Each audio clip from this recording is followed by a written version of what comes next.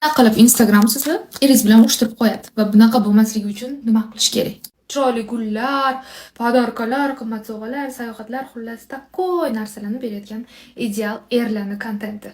Ko'rdingiz havas bilan, lekin endi eringiz qilayotgan ishlar ko'zingizga ko'rinmay qo'yadi. Birinchi janjal menga bunaqa qilmaysizdan boshlanadi. Baraka toping, iltimos o'ylab ko'ring. Siz bilmaysiz, ular kimni puliga keldi, nima uchun keldi, necha yil deganda keldi, nimani evaziga keldi. Lekin havas, hasad aralashib ketdi va oilangizda tinchlik buzildi. Keyingi kontent chiqdi. Sevgi, ideal emotsiyalar, kulish, quchoqlash, o'pish, jonim asalim. Lekin kadr ortida bo'lishi mumkin bo'lgan emotsiyalar ham bor.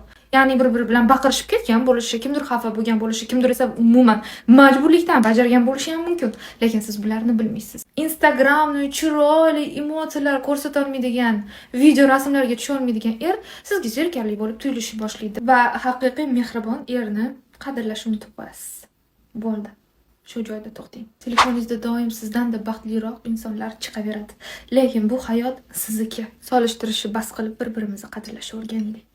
Agar gaplarimdan yuragingiz jiz etgan bo'lsa, tez menga podpiska qiling, chunki boshqa postlarim sizga yoqishi aniq. Ko'rishguncha.